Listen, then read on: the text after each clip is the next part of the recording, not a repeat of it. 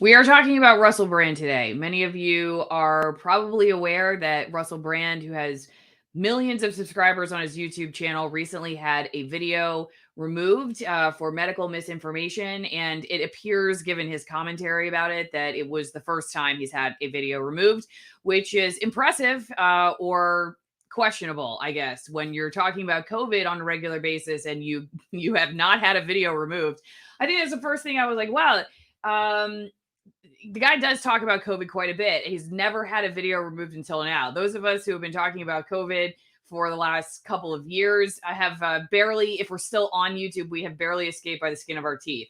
And I've had multiple suspensions, and that's definitely one of the reasons why I decided I want to talk about this because not to say I'm an expert on censorship or YouTube by any means. It's a dark rabbit hole that I'm only, I don't know, maybe probably 1/8 of the way down, but I think I'm farther down the rabbit hole than Russell Brand. And so I saw all three of his videos that he's done. The one that's the original video that got the strike, which turns into a warning. Your first video that you get taken down, you get a warning, but it's a lifetime warning. So it stays on your channel forever, as they say. I think that's in the Sandlot. Then if you get strikes after that, that's when you get suspended. Then you got to go to Twitter and cause a ruckus if you're a little person like I am and don't have the ear of the big cheese. I don't know what Russell's protocol is, what kind of representative he has at YouTube. I think it's interesting. This whole thing. I'm trying to think of the phenomenon or whatever happened to him is interesting because at his level, I'm sure that you have a representative, you have a direct line to YouTube. So like the videos about, YouTube being censorious and I'm moving to Rumble and all this stuff, it's interesting because I think I don't know this for sure, but I do know once you get to a certain level, like you have millions of subscribers, you have the ability to have at least more contact with somebody at YouTube when something happens to you than somebody like me does. I mean, allegedly I get like a chat online with a real person. I'm not convinced it's a real person. They every once in a while misspell a word to, I think, say like, oh, see, it's a real person, it's not a bot. I'm not sure I buy it. And it's never done anything for me. The chat with the YouTube representative has never worked in my favor. The only thing that works is going to Twitter and making them look bad. So here's what happened. You're going to have to go watch all of Russell's videos. I've watched all three of them. I watched the one, like I said, that got him the strike. I watched the one where he apologizes because he says that he made a mistake and took responsibility for making a mistake in his original video. And then I watched the third about when YouTube took down the video, how he said that he is, moving his content to Rumble, or he's going to be doing his live streams on Rumble and posting on Rumble first. I'm not really quite sure exactly what has changed with him because I know he was already doing a lot of stuff on Rumble. And in a second, I'll show you about some of the news articles that have come out saying like he's leaving YouTube. He's not leaving YouTube. He's still posting his videos on YouTube. Russell Brand's an interesting person to talk about because I think there are a lot of people who really like him. There are a lot of people who are really skeptical of him. There are far more people, I think, who really like him than those who are skeptical. But I want to just first off say that I'm glad to have a variety of thought on this stuff, and I appreciate wherever you're coming from, because I don't like how people get so popular, for instance, on YouTube that you can't question their ideas, or if you do, you're not playing for the right team anymore. Everybody's human, and so like I say this all the time, especially on locals. I'm not into the hero worship thing. I think if somebody likes that, if they like to be worshipped, that's a red flag. And so, hey, give it to me too. When I get something wrong, I'm not allowed, like the digital martyrdom is not attracted to me. I don't want to be a hero. And so I'm glad that, we can have discussions about these videos that are getting like millions of views, right? I mean, his argument against YouTube being a censorship platform has gotten millions, at least according to Twitter's analytics, millions of views. And when we look at this explanation video that he did, it's also got quite a few, though I can't see it right now because I'm looking at a full screen. So what I want to talk about specifically with this is what I think Russell Brand got wrong in his explanation video. And why I think it's important to get this part right. That's because like people get stuff wrong all the time. Why do a video about it? I'm not the morality police or anything, but when it comes to censorship, like I said, I feel like I've dealt with it quite a bit on YouTube. And I think the one thing YouTube would really like us to believe is something that he perpetuates in this video, and it's false. And that is that you just get strikes and you just have videos taken down when you get something wrong. And that's not true. In many ways, you're more likely talking about certain subjects to be taken down if you're right. So basically, if you want to see everything that Russell Brand says, you're going to have to go back and watch his videos. I'm not going to put my YouTube channel on the line to explain to you exactly what happened. I will just say that it has to do with a drug you're not allowed to talk about that's been just drugged through the mud, pun intended. It's been a drug that's been drugged through the mud. Oftentimes horse and cattle comes into the conversation, and it's been incorrectly characterized by the mainstream news and by the government. And whether you like that drug or you hate that drug, I don't care. But you should know at this point what I'm talking about, okay? He basically said something positive about it. You cannot do that on YouTube. It's still in their medical misinformation guidelines, which have changed. They did relax some of those guidelines after new information and recommendations from the CDC. This did not change. He said something incorrect about it. It was positive, okay? It not positive like I'm positive for gonorrhea, positive in that, it's something good. Okay. So he's says something positive about it, and they take down the video. Now, what he said was incorrect. Okay. And he went back and apologized for it. When he talks about this, I'm going to show you this quick clip in his video. He says, you know what? We got it wrong. Okay. But the mainstream media gets stuff wrong all the time, and you've left their videos up. Well, it would be, I guess, comforting to believe that YouTube just takes down the wrong information, like actual misinformation, which he says he did. Okay. He says, I spread it because in this particular case, I got it wrong. So it was misinformation. And then he points out to say, but hey, it's still unfair because you've let corporate news say the incorrect things, and they're still up. So obviously you're an arm of the mainstream media and the oligarchy, and you're here to control us, and this is wrong. But what he gets wrong is that, because he basically makes the case that, if it's misinformation, take it down, but be consistent with it. My point here is that that's not how YouTube censorship works. They don't just take down videos because you get it wrong. Like I said, in a lot of ways, they take down videos when you're right, more so maybe, when it comes to COVID. So let me just play this real quick, okay? And this is a very, very quick clip. Like I said, I'm not going to play a lot of his stuff because you can go find it and hear from him yourself, okay? But let's hear this one part. And let me know if you can't hear it or you can hear it. Give me a thumbs up in the chat. And I believe we'll be able to communicate our message more freely on Rumble. And this misinformation strike and takedown demonstrates exactly what it is we're talking about. We made an error, in my opinion, a relatively small error, and we're being penalized. For me, that looks like censorship. And the reason I think it looks like censorship is because there's mainstream media misinformation up all the time. Getting a hold of that information. Okay, not going to play that. So you heard what he said, right? That he made a small, minor mistake, but yes, I made a mistake. And what he says basically after this is get this down. If you're going to start talking about misinformation, get this down too. And then he makes a case that sometimes you have to censor and sometimes there's a reason to take down videos. And I get it. We got it wrong. We apologize. You took it down, but you should take down the other wrong stuff.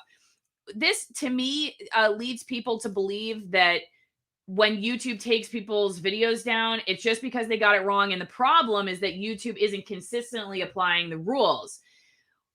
Now, it's true that I've done videos about how they're allowed to break the rules. The corporate news is allowed to break the rules, okay?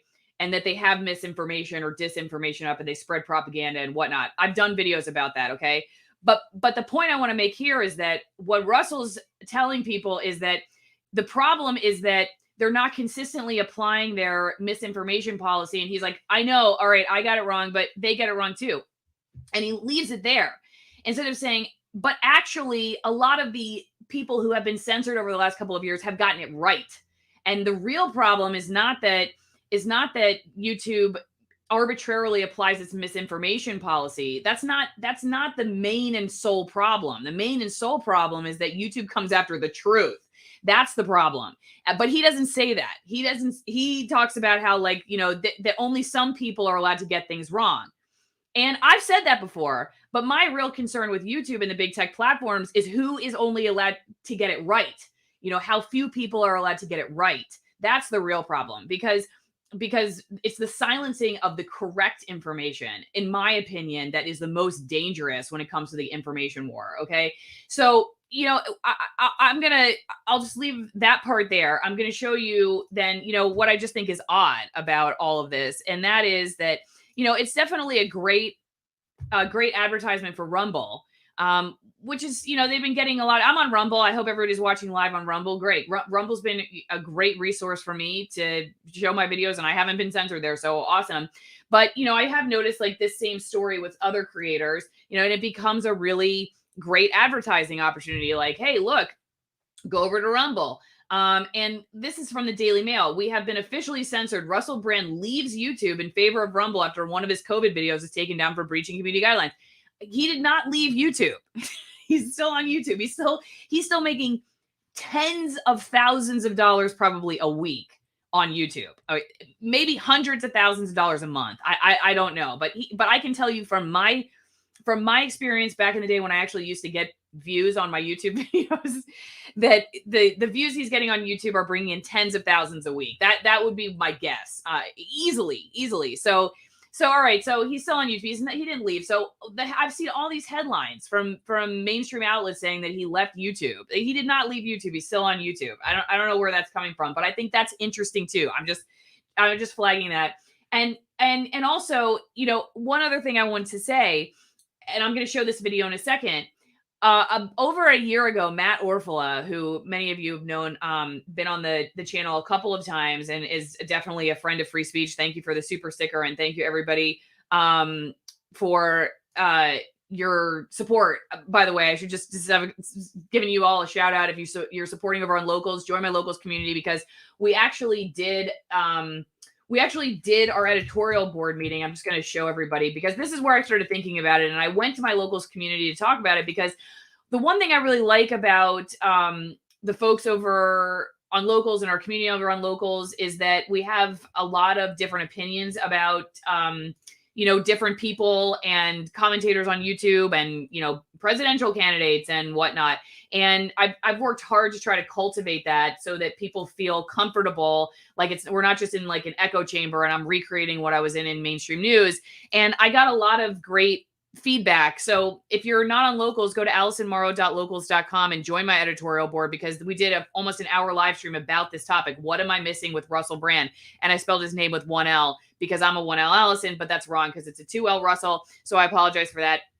After ruminating on some of the comments in the editorial board and thinking about this for myself, this is where I came up with what it really was at the heart of Russell's video that I felt like was just wrong enough to do a video about it and to just flag it and say it would be a very safe phenomenon, I guess, and acceptable for sort of the people who want to feel like YouTube's doing something to corral misinformation and to keep the dangerous information away and to keep us all safe. His message is very safe for that, because it basically is like YouTube's just taking down misinformation. You know, they're policing the wrong ideas, you know, stuff that people are getting wrong. And that's a good thing. The problem is just that they're taking down only independent creator stuff. They're not taking down the corporate news stuff, so only some people can get it wrong. I think that's just oppositional enough for people to think that that's a protest of what YouTube's doing, when in fact it's misleading, because what it's saying to people is that YouTube is just doing its job policing people, but it's being unfair about who it's policing. What I'm saying is that no, YouTube is not just taking down wrong think, like in the sense that they're getting, people get stuff wrong and YouTube is doing the hard work of keeping us all safe. They're only keeping, some people, they're only holding some people accountable. They're not holding the other people accountable. No, YouTube is censoring people who are saying the truth. And that's the thing that Russell did not say. And that's the thing I want to make sure that you all hear from me, is that YouTube censors the truth. Okay. They don't just censor misinformation. Yes, they let certain people break the rules. Yes, they let some people say the wrong thing. But the main problem is that YouTube censors the truth. And that's what I realized. Okay, that's at the heart of what I want to make sure that people get away from this, because that to me is the most problematic. Okay, I want to show you real fast a video that Matt Orfel and I did last year. Okay, this is from July 8th, 2021, talking about what I really think is the issue. And I'm going to go check on the new producer because I hear him crying. So just stand by, watch this for me for a second, and we'll talk about it as soon as I get back. Okay, here we go. A second. How is science not always going to be medical misinformation if science is the very practice of discovering new things? Yes. According to YouTube, it's just impossible to do science on YouTube, or journalism for that matter. You can't really do journalism on YouTube unless you're a corporate entity, because obviously journalism also is about questioning narratives and proposing new ideas. And you can't do that if the community guidelines are all about protecting the status quo. And there's that famous example of Dr. Fauci telling people not to wear masks on 60 Minutes. I mean, That's it's just, it's just, to me, I just want people to know that if you're walking around with this idea in your head that it's just about getting rid of misinformation or harmful content or whatever else, it's not. It's about creating a cast of safe characters that basically are part of the same corporate class as YouTube and the other platforms, and allowing them to, they can basically say the same thing. And those of us out there, like Susan Wojcicki said, the guy in the basement, you could be Jesus come back to earth, and it wouldn't matter if you were saying something that, they just didn't like. And you could even be saying the exact same thing that the corporate news is saying, it turns out. And you're still gonna face the consequences that they are not going to face. And so it should be very clear to all of us that they are setting it up, especially like going after somebody like you. I mean, how many subscribers do you have, Matt? Like 50,000. Okay. So it's like you have 50,000 subscribers. Yeah. I know. And I just, to go after somebody like you for little parody videos, and especially videos from 7 years ago, or like your last video was already deleted. I mean, this doesn't even make any sense, especially if the whole point is, spreading. Okay. Because let's look at this. Like, this is what the point is about. Okay. I'm going to stop it there. So, what's funny about this? This video was taken down because we showed two clips, one from NBC and one from CNN, showing them breaking the rules, and YouTube took down our video. We ended up in Reclaim the Net and everything, and then YouTube let us back in. Well, it was my channel that got the strike. But we showed two clips from these other, the corporate news, and it's called, as you can see, Corporate News Can Break YouTube's Rules. And they didn't take down those videos. They took down my video showing that there was rule breaking happening on the corporate news website. Now, like you heard me say, though, I don't think that's the main issue. I think the main issue is that YouTube takes down the truth. Not that it, my issue is not that YouTube, well, I shouldn't say it's not my issue. I do take issue with the fact that they are arbitrarily and inconsistently enforcing the rules. And a lot of it has to do with information class, of sort of information agents that are considered safe and acceptable, even if they get it wrong all the time.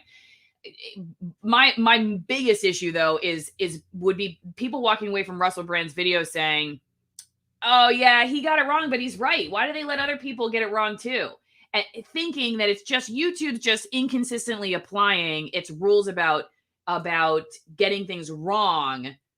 And so if they would just consistently apply that, then everything would be fine. But the real problem is actually that they're coming after the truth. And when you walk away from Russell Brand's video, you're not thinking that.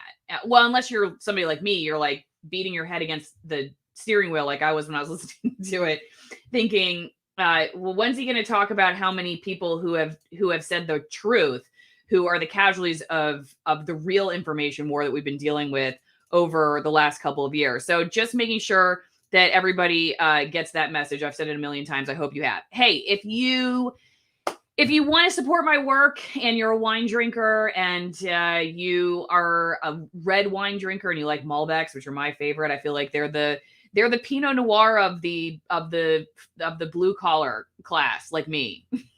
So I love Malbecs, and these are high altitude Malbecs. The grapes work a lot harder at these altitudes. One is from 9,000 feet almost, which is an extreme altitude Malbec. You can't find Malbecs like that hardly anywhere. And you can support my work. If you go to AllisonWinePromo.com, you get 50% off the wine and 50% off shipping. These are really high value wines, and you get them for pretty cheap. And you get to support my work. My sponsors are like really half of what keeps me going. And you guys going to my sponsors keeps me going. So thank you for doing that. I can finally have wine because I just had the newest producer a couple weeks ago. So I'm toasting to free speech alongside you. Again, the Malbecs, I should just give a shout out to the Gaucho Malbec. It's one of my favorites. It is Kumpa, I guess is the name of it, but it's the cowboy Malbec, and that means friend.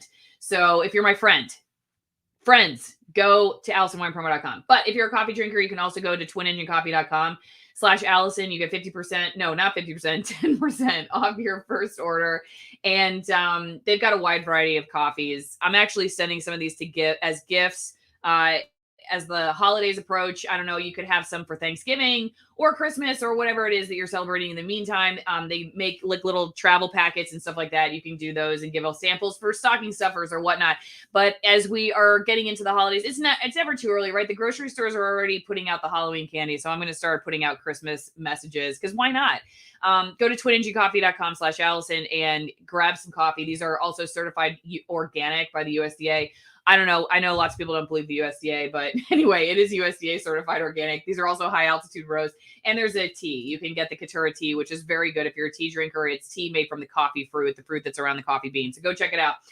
Okay, final thoughts as I wrap it up here. I'm going to take a couple comments and then we will say goodbyes. Wine helps free speech flow. That's right. And keep the goalposts keep moving. Yeah, I mean, was that for like the censor rules? Maybe. Anyway, one of the things that this is true. I just came from church. When Jesus walked the earth, they killed him for saying the things they didn't like. And you know what? I think at the end of the day, like, I'm not trying to necessarily like judge intent on Russell Brand. I know some people, think, like I said, he's awesome and uniting and, against the oligarchy and has been a really important voice over the last couple of years. I think other people think he's just oppositional enough to get people in and mislead them. And so I know there's and then there's people in between, some people who don't even care, maybe people who don't even know who he is. And my point here is not to judge intent or character or anything like that. I don't know. I have no idea really what's going on behind the scenes. It's not my pay grade is not that high to know what's going in the inner circles of Russell Brand and the creators on YouTube who have millions of followers. It was just to say that when I watched this, I was like, something is off. And that's why I did my editorial board meeting about it, because I'm like, something's off about this. And I don't know what I'm quite missing here. And then it hit me like a few hours later that's it, that the message of,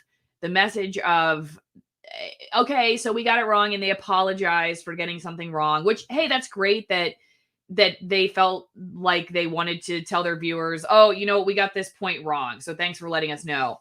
But in the reaction video talking about it, like his big takeaway, which I think a lot of people took as well, was that, like I said, the problem is that there's inconsistent application of people getting things wrong and taking their videos down. And that, so like, that's the issue. And, but it doesn't question YouTube taking down the right stuff.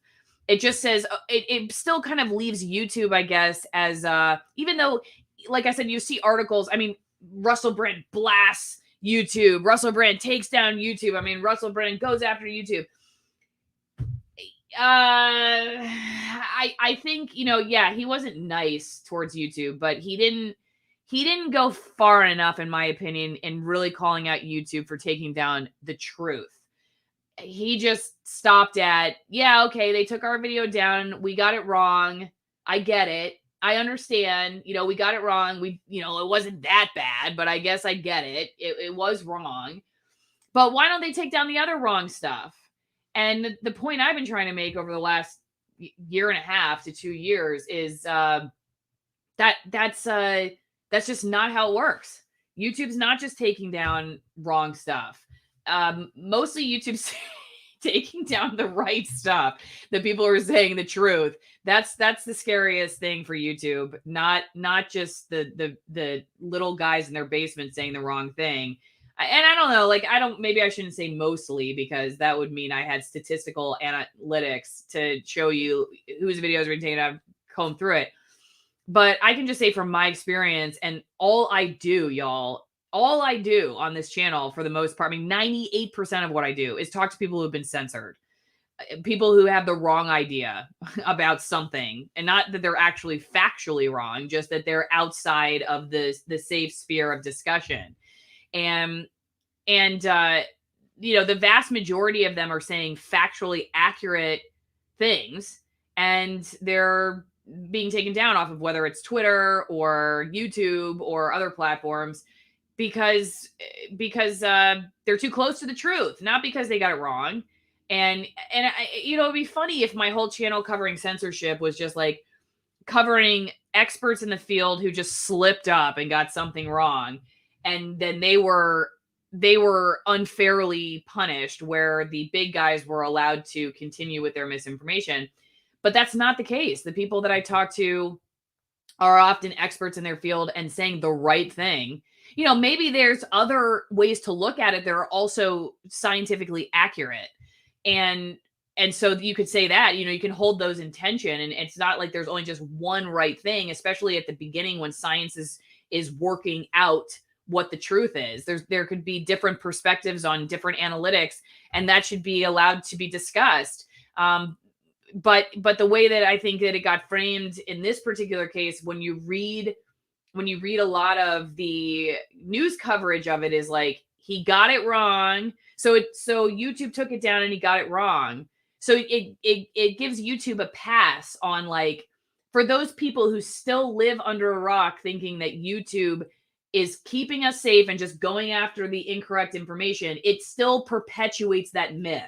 I guess that's what I should be saying. It perpetuates this myth of safety police for YouTube, and it doesn't question that. He doesn't question that. He leaves it at like, yeah, okay, yeah, we got it wrong. And I think that's interesting too, that the first video they took down was one where he goes, I got it. Oh yeah, I got it wrong. So it's like, okay, YouTube can still sit there and go, see, you got it wrong. And he admits, I got it wrong. So that narrative is perpetuated in this, that like YouTube is just taking down when people get it wrong, taking down videos when people get it wrong. And that's just false. So it leaves it there. And then the argument happens within this safe sphere of, okay, but what about those guys? They get it wrong all the time. Why don't you take down their stuff? They're getting it wrong. And when I hear people talk about this, that sort of that safe sphere of discussion, like we're allowed to have debate and discussion within these parameters, but if you go outside of them, now all of a sudden you are really anathema. This is one of those moments. This reminds me of that discussion. And it's not something that I was really aware of when I was in corporate news, that we were like, we thought we were being oppositional or we were being adversarial, towards the towards the power brokers, but we weren't. We were taking the carrot that was dangled in front of us to have the debate within this particular sphere of influence. And then after that, you know, anything outside of that, we had blinders on, or, you know, it like you couldn't, like, okay, let me give you an example of how this is played out with COVID and the vaccines. A lot of the corporate news will, well, not actually a lot of them, but like Fox, let's take Fox News Channel. Fox News Channel will question mandates, but they're very iffy on questioning the vaccines themselves. And so you'll have hosts, maybe one host like Tucker Carlson, but most of them, you know, they'll question mandates, but they'll still go, you know, I still think you should get the vaccine. You know, I got the vaccine, but hey, you shouldn't be forced, you know. So that's an example of like where, you know, you can safely debate the mandates, but if you start debating the actual technology, now you're outside that safe sphere. And I think when it comes to censorship in YouTube, this to me flagged that same kind of phenomenon, whereas there's a safe space in which you can debate censorship, which is like, yeah, I mean, the tech platforms are doing this to keep us safe. But they're just doing it to one person, and that's the problem. Or they're doing it to the little guys and not the big guys. Where if you really wanted to have the conversation about the problems on big tech, and you want to veer outside that safe circle, you start talking about how they're taking down the truth. But I didn't see that. And maybe if somebody else saw that, you could flag that for me. I could be wrong. I'll admit it if I am, but I didn't see it. I didn't see that. I saw like, hey, we were wrong. We apologize for it. But why are you letting these guys get it wrong too? You're just an arm of corporate news, which they are. I mean, all that's true. He said a lot of really correct things. He said a lot of truth in that video, but didn't, in my opinion, didn't go far enough. That's the point I wanted to make. The opposition was safe enough where YouTube still kind of gets the pass that it's you know, it's just doing this to keep us safe. And he said something wrong. He took down the wrong video, or they took down a video that was wrong. But hey, they should take the other videos that are wrong too. And I'm here to tell you that that's really not how it works. They take down a lot of the stuff that's right. And that's part of the problem. Okay. So I think I've beaten a dead horse here. I think we get it. Right. I think everybody knows what's going on. If you're watching this channel, you're probably aware of that kind of stuff. People should be able to watch everything and discern for themselves. Speaking of which, should be interesting. I don't know if you guys know Owen Benjamin, but Owen Benjamin's going to be on tomorrow. And I'll just give you a heads up. If you're he was banned from ROKFIN, and I had the ROKFIN CEO on to talk about why they banned him, which, you know, ROKFIN's often like touted as the, you know, I'm on ROKFIN, I'm live on ROKFIN right now, right? But I'm going to talk about it because I think they were wrong in this case. You know, it's often touted as like the YouTube alternative because they don't censor speech, but Owen got booted. So he's coming on to talk about that, but we're not going to stay on YouTube very long. So if you're watching on YouTube, I hope you're going to sign up somewhere else because you're not going to get the whole video. Okay. Anything else? Anything else we need to talk about? Okay. I think we're good. I'm going back just to see if I miss anything. There's a lot of thoughts on Russell Brand, which I appreciate that we have different ideas. We have different ideas about him and his message, and that's great and I hope there are different ideas about me. Keep it going in the comment section. I appreciate all the comments. Like, share, subscribe, do all that stuff. Check out my sponsors. Go over to locals, aliceamaro.locals.com. I hope you guys have a great rest of your weekend. I will see you next time.